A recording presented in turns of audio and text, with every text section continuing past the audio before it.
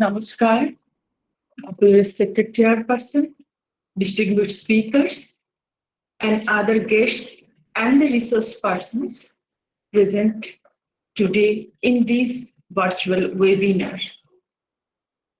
I'm really thankful to Acharya Dibya Chetanananda Badru, the organizer of this webinar, for inviting me and giving me this golden opportunity to share my views on neo humanism, which is a very relevant philosophy, a very significant and a new philosophy of today's society that has been propounded by shared philosopher Sri Prabhat Ranjan Sarkar. I would like to share my screen. I would like to show you the PowerPoint. So I'm taking the, I'm seeking the permission of Swami Dibya Chetananda Badru.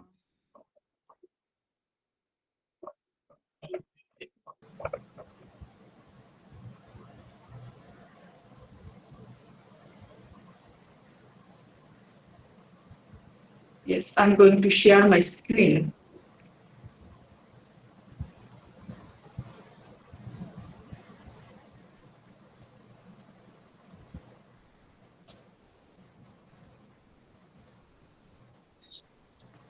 Is it visible? The screen is visible? No. Yes, now it is visible. So, okay. And my voice is clear? Yes. Can you hear me? Can you hear me clearly? Okay. Okay. Yes, yes. But it is the next slide, it seems. First slide. Slide is not shown? Yeah, it is limitations of humanism. Is there any slide before that? No, before that is only the starting. New humanism, newly explained humanism for compassionate society. Okay, okay. Actually, the neo humanism, it is not new. It is the extension of humanism. Humanism started a revolution in Europe.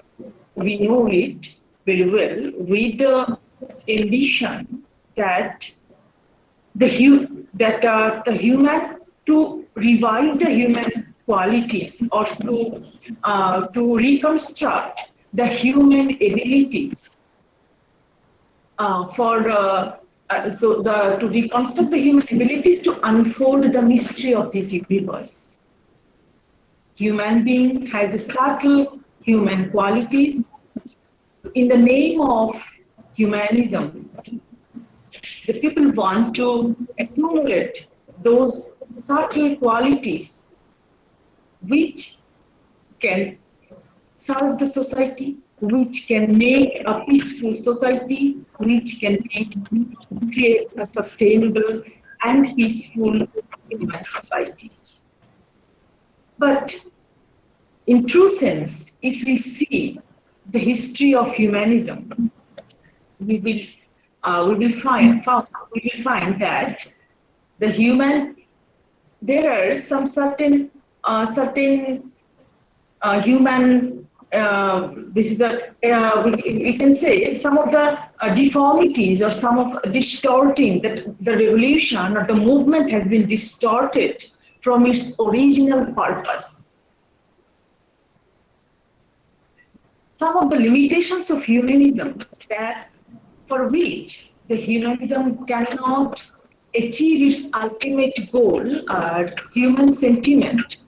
People cannot close to each other because of their narrow sentiment, because their mind is motivated with a sentiment, with a superstition, and moreover, the human mind is somehow bolstered by the self-pleasure theory, Atma Sukha Tattva, where they only can try to achieve their own physical pleasure.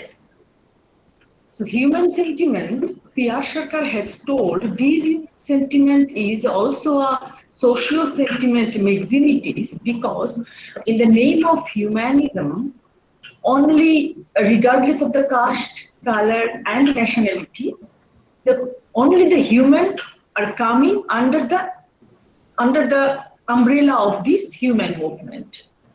And in this way, humanism, the movement of humanism, started ignoring the other creatures of this world, and in this way, they are disturbing the social balance.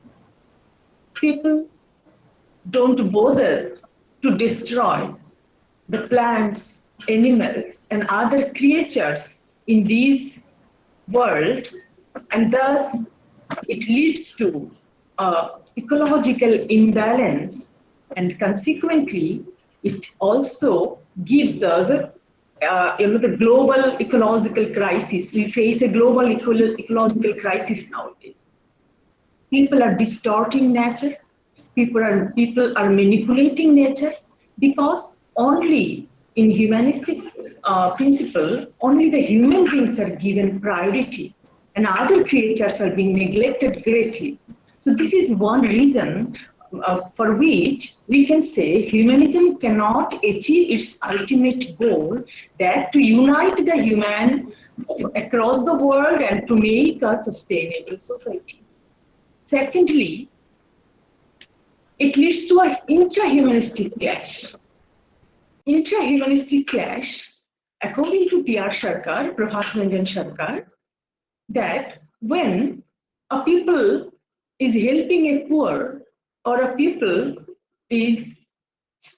started educating a group of people who are educationally backward, an idea comes to their mind that let us exploit them, let us utilize those people whom we are helping, because we have power, we have wealth, and we are already dominating. We are already dominating in the society. So in the name of helping others, ill motive comes to their mind to exploit others, and also to inject some narrow sentiment into the poor people or uneducated people.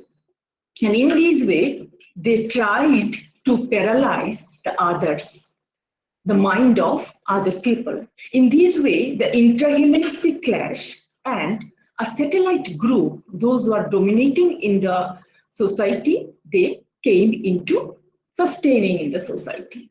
So and another one is the ultimate goal of humanity. The ultimate goal of humanity could not achieve. Finally, where is the spirit of humanism lie? The spirit of humanism lies into the, which is very important.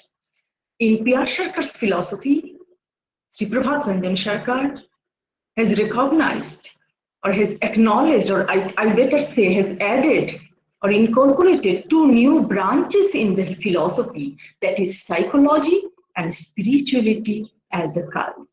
In addition with the other branches like ontology, metaphysics, axiology, epistemology, and so on.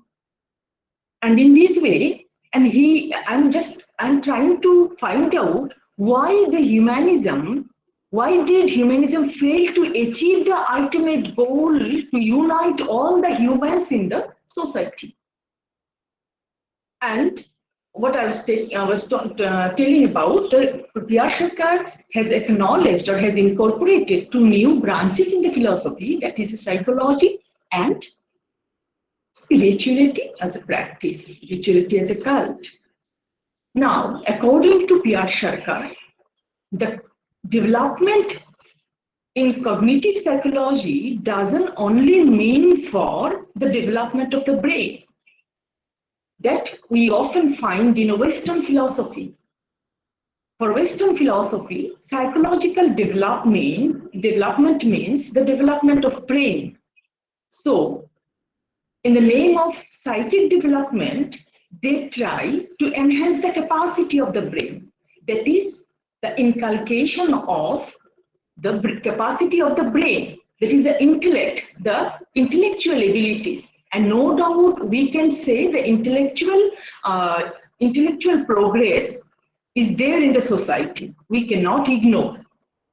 But P.R. Sarkar has identified the psychological development is mainly, the mind. Mind is the main factor for psychological development.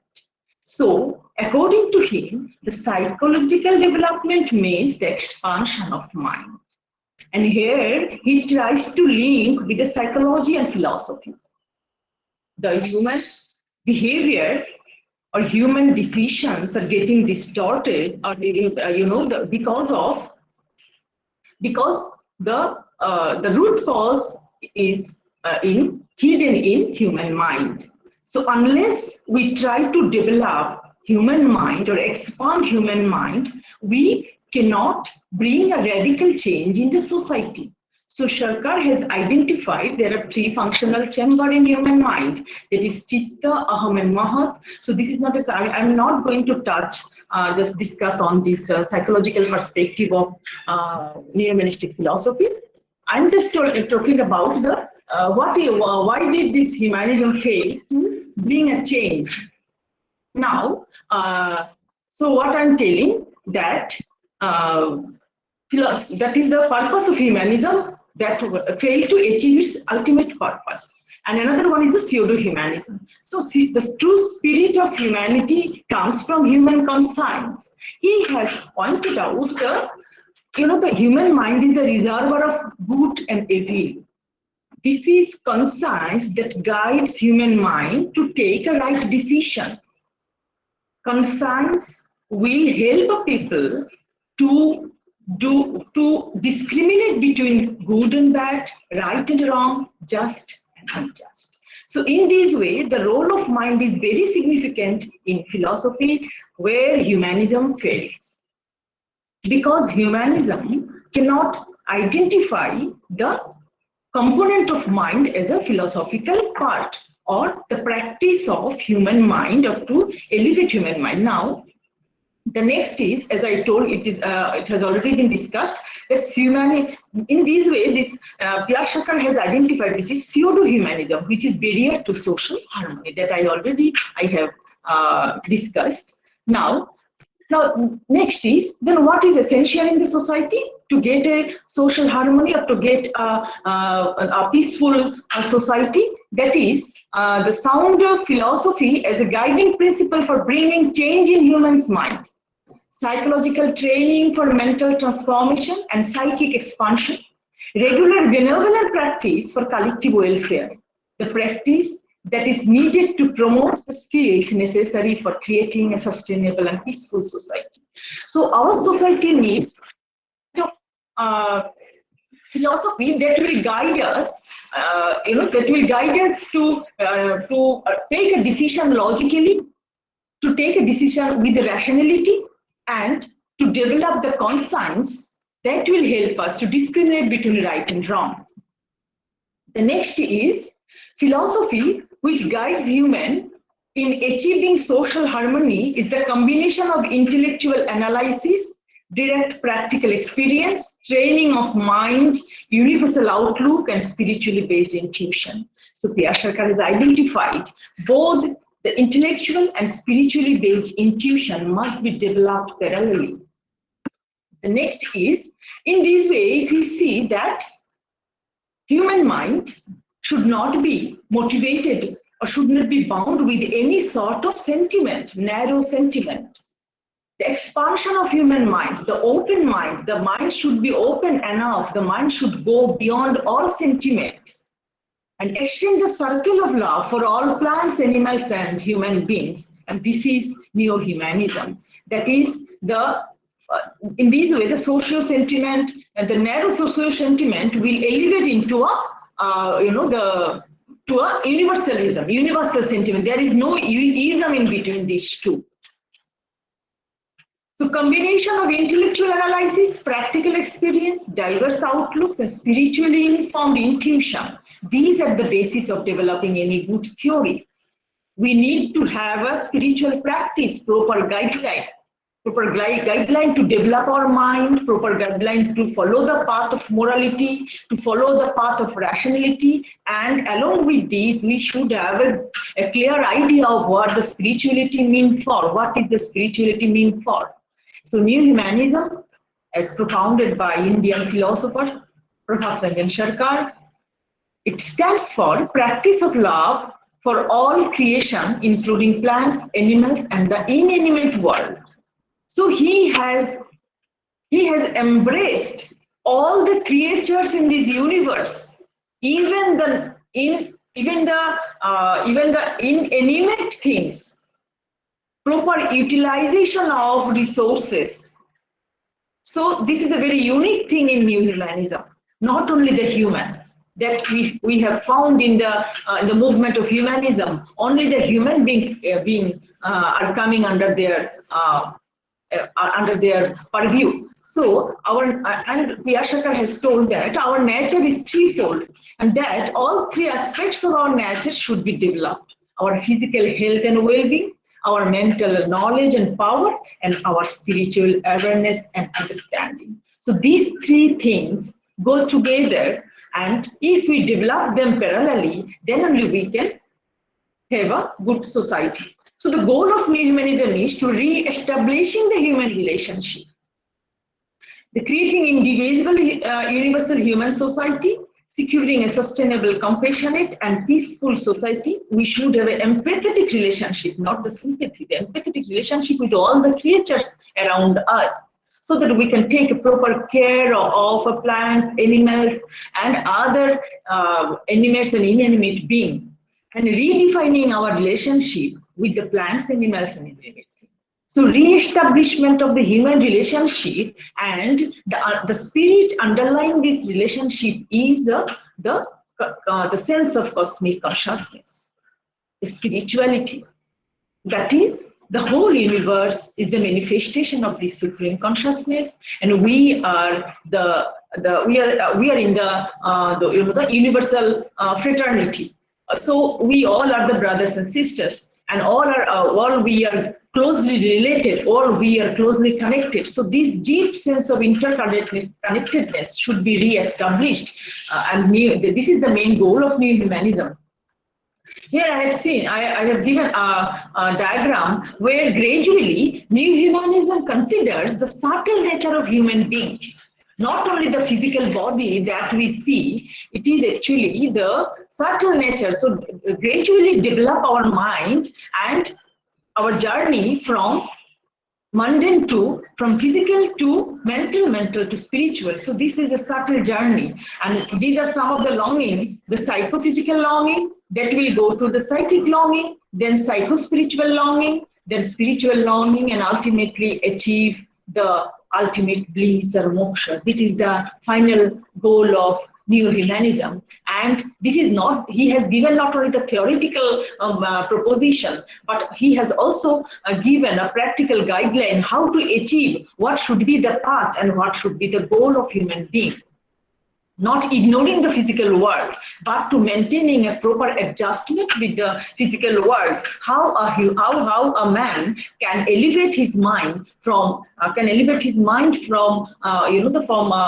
a very crude to subtle, and how a mind can go beyond all ism and achieve universalism in their mind.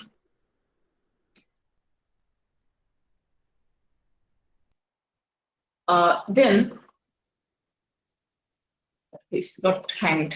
Okay, so the next, so in this way, so the ultimate goal of New Humanism is to achieve the ultimate goal of bliss. And the underlying spirit is devotion is the ultimate essence of human life that is to make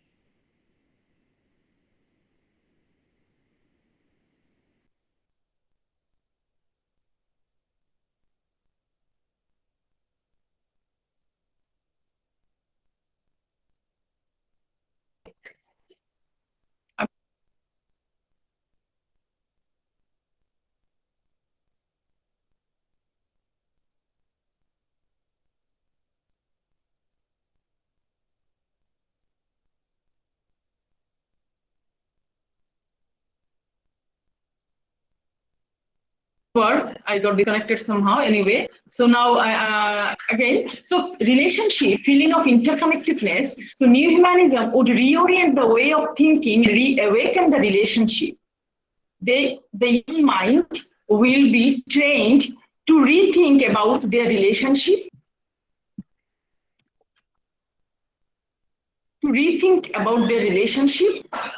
with all animals, plants, and human beings. The basic assumption is that we all are related and connected in this universe with the realm of cosmic consciousness. Feeling of growing connections lead the learner's mind to think and behave in a different way that promotes service, spirit, and universal harmony. So that the deep feeling of interconnectedness, where the main spirit is devotion or longing for, desire for cosmic consciousness, there only we will find to serve the universe, selfless service, and making a peaceful and sustainable society. So, for example, an individual will realize that accumulation of huge resources for self-pleasure is irrational and unjust, because understanding the relationship and interconnectedness fit the desire not to deprive others. So this is an example how to utilize the resources even. Each and every individual in this earth has the right to enjoy the resources. So if one can accumulate huge resources, if the mind will be goaded with rationality, immediately the thought will come to their mind that it is irrational, because I am depriving, accumulating huge wealth I am depriving others who deserve these resources also. So this is an example how the mind will go with the rationality and help a man to take his decision. The next is the main four pillars of New Humanism are humanity, rationality, morality, and spirituality. And the underlying spirit of humanism is devotion, as I told earlier. So to re-establish the connection, the interconnectedness of the relationship, and also to redefine or to express in a fuller form the subtle human qualities: love, affection, attraction, service. So all these subtle human qualities must be expressed in a fuller form through regular practice. And the morality here, morality is a universal morality. That is, he has identified the 10 moral principles which are being practiced every day to bring a radical change in human mind. And finally, the path of spirituality. Spirituality is not a goal. Spirituality is the path through which one can achieve his goal, his or her goal.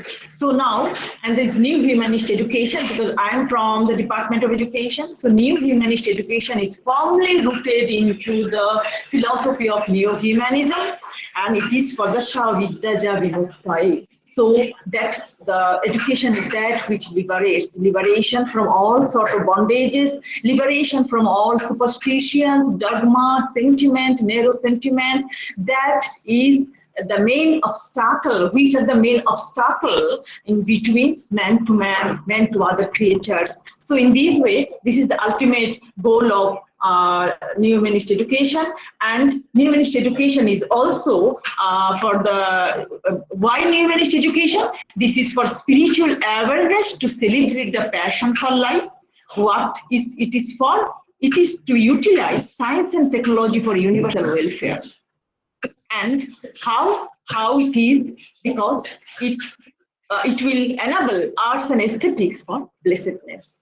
So with these few words, I would like to conclude my lecture here. My talk on the New Humanist Education is an extension of humanism for peaceful, sustainable society. Thank you.